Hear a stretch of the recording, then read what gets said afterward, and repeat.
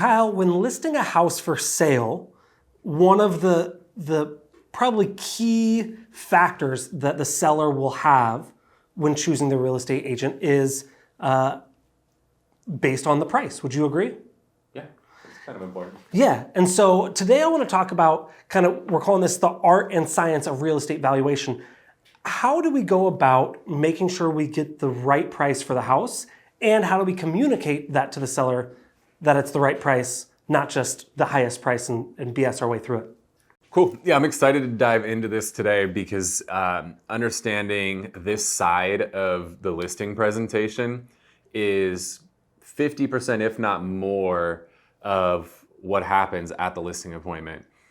There's a lot of listing appointments where we don't talk at all about the marketing a lot of times, and we role play our listing presentations regularly on our team. The reality is you're not going to give the full presentation, whether you have like a book, a slide deck, whatever. You're not going to go through that whole presentation probably half the time, right? Especially if you're doing a lot of like sphere of influence and referral business. More often than not, you don't have to give the whole presentation, but you're going to have to give the presentation on value virtually every single time. And whether you actually have to like show materials to talk value or it's just a conversation, you got to be prepared to have the value conversation 100% of the time. So that's what we're going to dive into today. Welcome to the Whissel Way podcast. My name is Kyle Whissel, your host with eXp Realty. And I'm Bryan Koci here at Whissel Realty Group. The goal of the show is to give you the tools, techniques, and tactics to go out there and crush it in your business. The way that we like to do that is to answer the questions that you have for us. So if you ever have a question you want to have us answer on the show, or if there's a guest you want us to have us feature on the show, you can always go to thewhisselway.com. thewhisselway.com. Subscribe to the podcast, YouTube channel on there. Join our private Facebook group and email newsletter. We share tips and tricks. Get on our referral list for people leaving California. And lastly, if you're looking to level up your content creation game, we have a course called the Media Mayor Mastermind. We'll teach you everything Bryan and I have learned over the last 9 years about creating video content, audio content, social content, to really level you up, make you the media mayor of your community. All of that at thewhisselway.com. All right, let's roll. So let's start off with the basics. And we'll get more advanced as we go through there. What are the factors you look at when you're comping a price to get the value? Yeah, so first thing I want to do is I really want to understand what's happening with the market as a whole. And we actually shot an episode very recently going over understanding values or understanding market conditions and understanding the difference between leading indicators, lagging indicators, all of that stuff. So make sure we'll throw a link in the show notes so you can go back and watch that episode. We spent 30 minutes going deep on this. But number one is you have to understand what's happening in the market. We've got to understand, are we in a buyer's market, a seller's market, a shifting market, a flat market? We really got to understand where we're at in order to understand where we price homes. So for example, our market today at the time of recording, we are in a shifting market right now in San Diego. And the shift we're having is we're shifting out of a seller's market. We've hit a flat market and we're trending towards a buyer's market. So I need to know that before I even talk about where I'm going to price a home. I got to understand the market that I'm in. Because if I'm in a red hot seller's market, there's nothing for sale, every home is getting 20 offers on it, I'm going to approach things differently than if I'm in a market where there's 20 competitors for sale, none of them are freaking selling. So just understanding the market conditions first and being able to articulate those conditions to my seller is first. Like that's the most paramount thing, is we got to understand that. And a lot of times your seller's going to ask you, how's the market? You better be able to explain what's happening in the market better than they can. Because the good thing is they're going to look at sites like Redfin, Zillow, or just listen to the media, which is going to have lagging data. If you know the leading data, things like from Altos research, like that's going to put you light years ahead of the competition. So let's break down pretty quickly about when you value a house. Are you looking at square footage, price per square foot, bedrooms, bathrooms? Like how do you comp it? What are the main factors? So I start out macro, look at everything as a whole. So I'm looking at one, what's happening in the general real estate market. Then what I like to do is look at that area, not just my like 1 mile, half mile radius, the zip code, or if I know I'm like close to a zip code line, I'll go within a few miles of the subject property, right? It's all relative if I'm rural, suburban, urban, right? We'll play around with that. But for example, we're listing a flip very soon. And the first thing I like to do is this one's dead center in the middle of a zip code. So I just want to look at the whole zip code and I just want to bracket. I want to understand in this zip code, what's the most expensive homes selling for? What are the least expensive homes selling for? So I at least have a spectrum, right? Like I understand the top and the bottom of the spectrum. That's where I like to start before I hone in on like the specific micro criteria of my home. So once I figure out the macro, so for this particular one, we determined that on the high end of the spectrum, homes are selling in the 1.4 to 1.5 range. And on the low end of the spectrum, they're selling in like the 800 to 900 range. So that at least gives me like my overall spectrum. This is a $800 to $1.5 million zip code. Now we got to start honing in, right? We started with the market, the zip code. Now we like actually start to pull the comps. So you do whatever your team leader, your broker teaches you. What I teach my agents is obviously we have to match the property type. So if we have a condo, we need to comp condo, single family, comp single family, all that fun stuff. If your MLS is like ours, when you have a condo, you got to search for like multiple different property types because our MLS is wonky and you just have dumb agents who don't know how to categorize their condo. So first, match the property type. Second is we like to look at square footage. So my general rule of thumb is I usually want to start out plus or minus 20% on my square footage. And I typically want to go about 10 years on the age. Now we're in San Diego, we have some homes built in the early 1900s. If I'm an old home, right, built in the early 1900s, things are going to change when it comes to age. But most of San Diego was built between the 1950s and today. So for the most part, I can usually go 10 years out, plus or minus. So if I have a home that was built in 1990, I'm going to go 1980 to 2000. So plus or minus 10 years on the age. And then I typically will go to a map and I will do, depending on the density and stuff, usually I start out about a half mile. Obviously, if it's a condo, it's going to be different, but let's assume it's single family. Half mile is usually where I'll start. And I'll usually start looking 6 months back. Now, this matters, right? If your values have changed substantially in the last 6 months, maybe you're only going to go 3 months back. So if you've been flat for a long time, you could go 12 months back. So it just depends on, that's where, again, knowing the market conditions is important. But 6 months is kind of the norm. I could go as short as 3 months. I could go as long as 12 months, just depending on market conditions. So 20% both directions square footage, 10 years on age, and half mile is where I like to be. On radius, I could go up to a mile, even 3 miles if it's rural, maybe even 5 miles. And then usually 6 months on the date of sale. So that's where I'm going to start. And now that's going to also give me, like, we started out with this 800 to 1.5 spectrum. So this particular property, once we pulled the comps, then we ended up where we were like $1.1 million to $1.4 million. So we went from 800 and 1.5 down to $1 million and $1.4 million. Now we just had to figure out like where are we at on this spectrum now. And we knew we were going to be completely remodeled, right? This is a property we're going to flip. So we could throw the bottom out. We're going to be toward the top. So we know we're trending toward that 1.4. Let's look at the homes that sold for 1.4. Let's figure out how we compare to them. Now, ideally, we would be at that 1.4 number if we were the same as these homes, but we're not. We have a converted garage in ours. The ones at 1.4 don't have a converted garage, so we're not going to be at 1.4. We know we're going to be below that.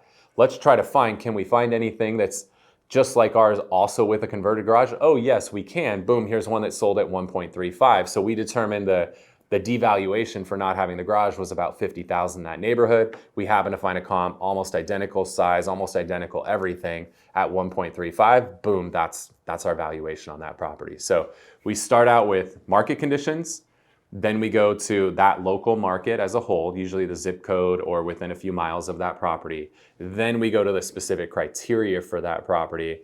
And then once we have that spectrum, now where are we at on that spectrum?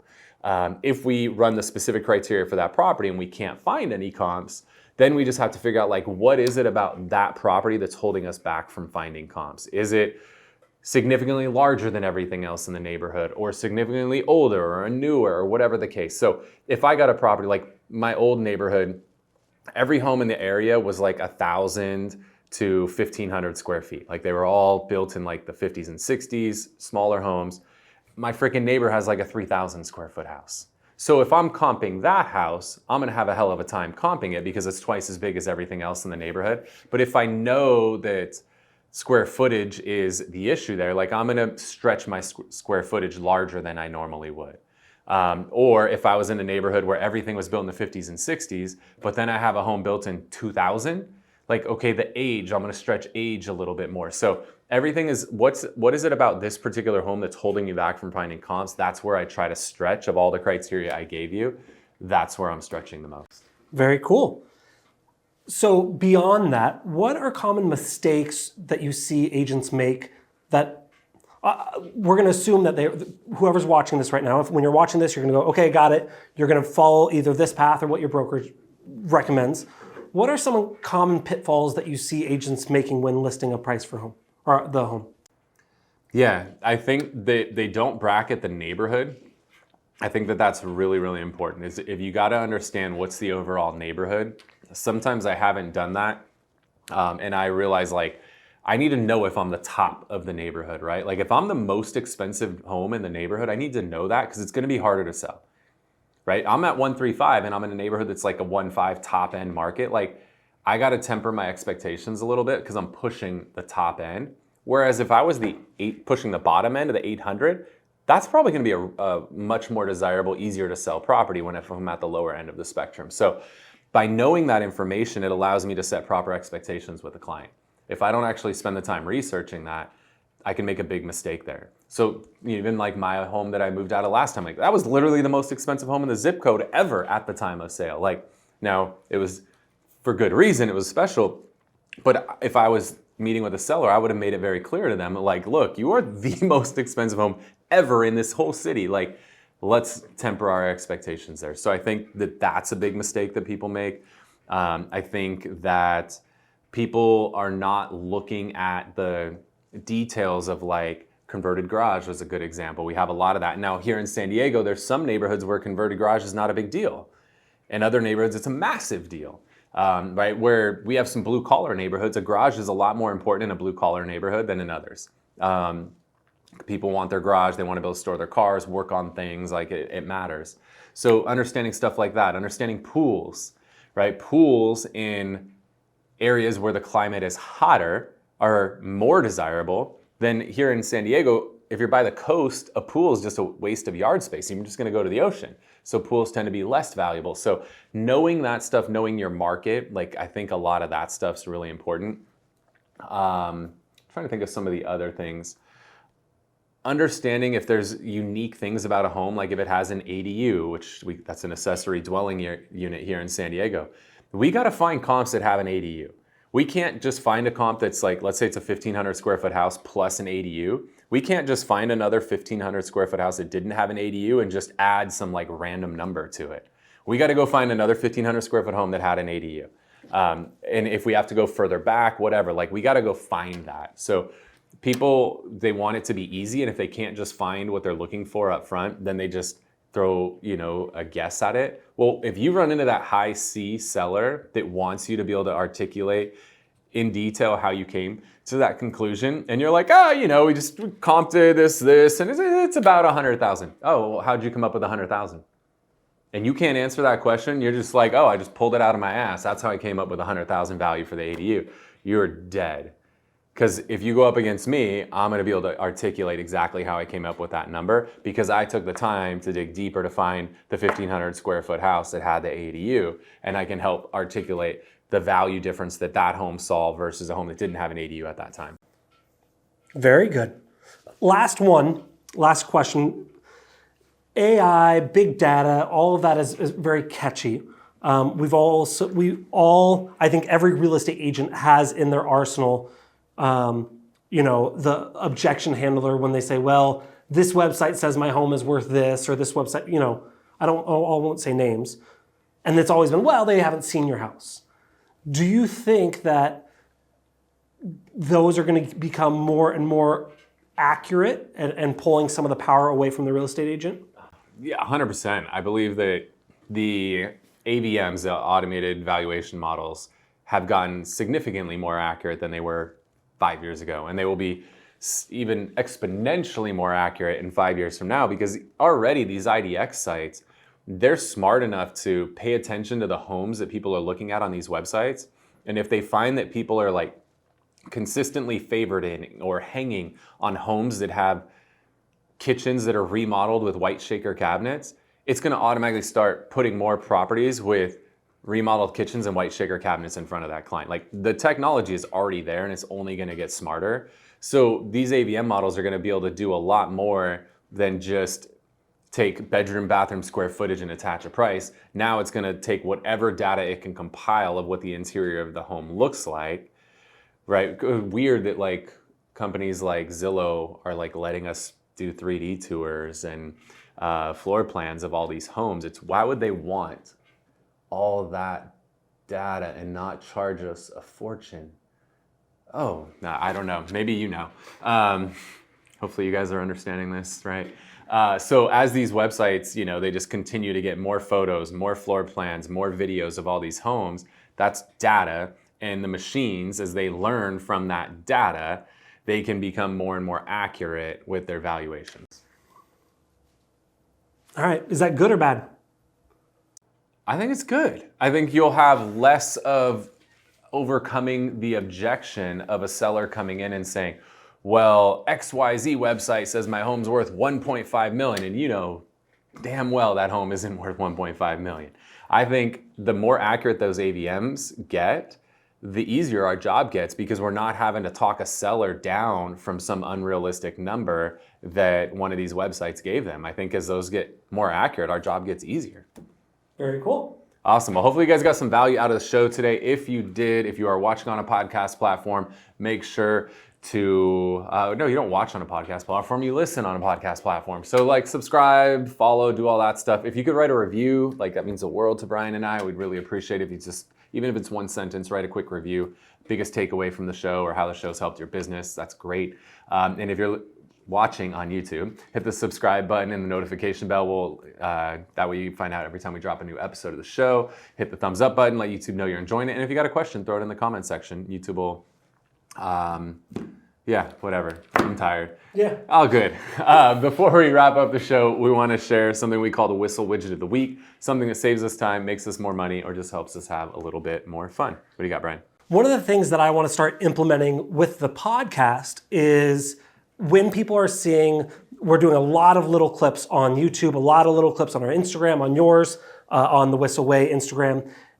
But sometimes it gets hard to see the full scope of the podcast. You know, you give a little snippet and someone goes, oh, I like that, I want to hear more. A lot of times, based on how we kind of distribute it as well, sometimes it's like, I don't remember what that episode was from either. And so one of the things that I'm going to be implementing a lot more as we go through this is having a chat bot help us to where someone watching this on Instagram can put something in the comments, which then will respond with, hey, here's a link to the full episode. And the balance of how specific the word versus how generic the word is something we'll dial in. But there's a couple programs out there that does this. Chatbot or ManyChat is the one that we've used in the past, the one that we're looking into now. I know Attract ROI, which is a full CRM, has it built in as well. So we might play around with that as well. But integrating a chatbot into Instagram and Facebook is something that I'm really looking forward to. Cool. Mine is something that was a feature that was available on Facebook and then it disappeared for a while. Now they brought back like a good enough version. So if you didn't know this, if you're at least on the mobile app, if you just hit the menu button, you'll get a bunch of tiles of options that you can select from. And one of those is feeds. There's a feeds option now. And in feeds, as of today, there is an option for all, favorites, friends, groups, and pages. The only two that I really care about in there is favorites and friends. Favorites is my favorite, no pun intended. If I'm talking to clients, if there's any client that I'm trying to, generate business from or referral partners, like I'm saving them as a favorite in Facebook. Now I can see just my favorites in one place, which is fantastic. Additionally, if I'm sick of all the suggestions, because Facebook right now is about 50% suggestions, 50% friends, and it shows you old stuff, it's wonky. If you just want a more clean feed of what your friends are posting, now you can just go into that menu, feeds, friends, and now you could see all the stuff that your friends are posting, like way back in the OG days of Facebook, and only see posts from your friends, not from a bunch of randoms and a bunch of suggestions. And then obviously you have groups and pages in there as well. But favorites and friends, and you have feeds specific to those, huge. That disappeared for a while from Facebook. It's back, and I'm here for it. So with that said, we hope you guys got a lot of value out of the show today. Again, if you want to stay connected, thewhisselway.com. Or if you want to talk to Bryan or I directly, follow us on the socials, on Instagram, at Kyle Whissel, at Bryan Koci. Thank you guys so much for tuning in to this episode of the Whissel Way podcast. See y'all next week.